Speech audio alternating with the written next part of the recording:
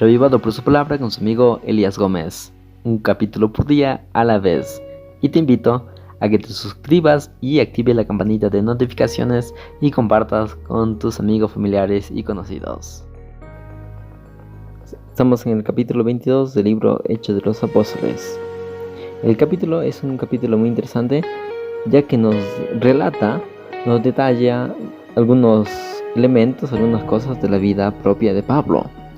Bueno, en el versículo 37 del capítulo 21 llegamos a saber que Pablo hablaba griego, pero luego en el capítulo 22, versículo 1, nos enteramos de que Pablo también habla hebreo y lo habla de forma fluida. Por lo tanto, aquí llegamos a entender de que Pablo tiene doble nacionalidad y a la vez domina a la perfección dos idiomas. Por un lado, es posible que su madre sea judía y su padre sea romano. ¿Por qué?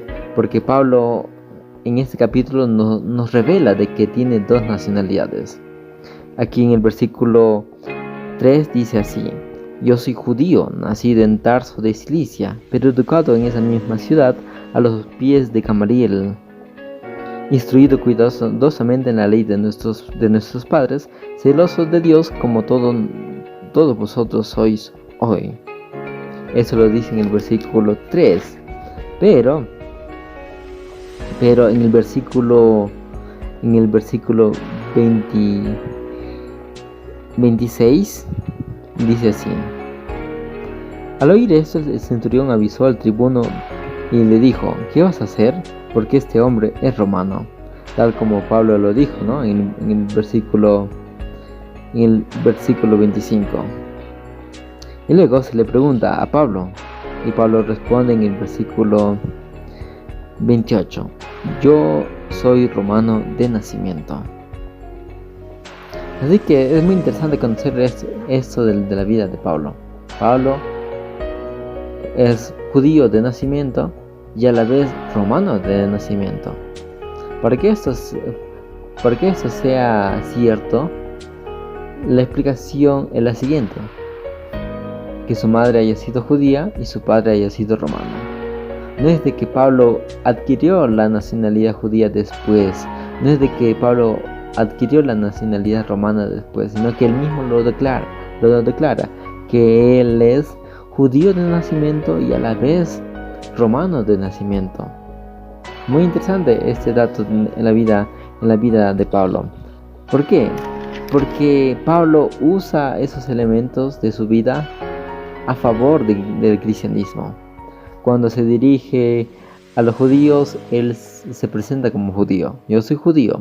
Y cuando él se dirige ante los griegos, ante los romanos, él se presenta como romano.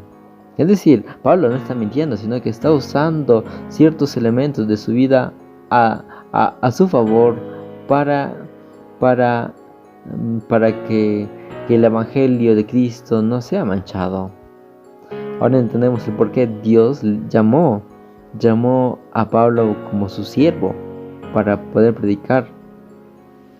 Porque Pablo sabía que Pablo era un hombre muy astuto, muy inteligente. Vamos a ver otro dato en la vida de Pablo. Luego se menciona que Pablo fue instruido a los pies de Gamaliel, instruido cuidadosamente. Bueno, Gamaliel no es cualquier persona, sino que Gamaliel era uno de los grandes maestros, de los mejores maestros, ¿no? De esa forma revelándonos de que Pablo fue instruido por no cualquier persona. Pablo era alguien capaz académicamente, era un teólogo de primera, conocía muy bien las reglas judías, conocía muy bien las escrituras, conocía muchas cosas. Pablo era muy inteligente. Bueno, después Pablo comienza a relatar su vida, cómo él era, que él había nacido así y que él perseguía a los cristianos, pero en medio del camino a Damasco se encontró con Jesús y Jesús le llamó para el ministerio y todo ello.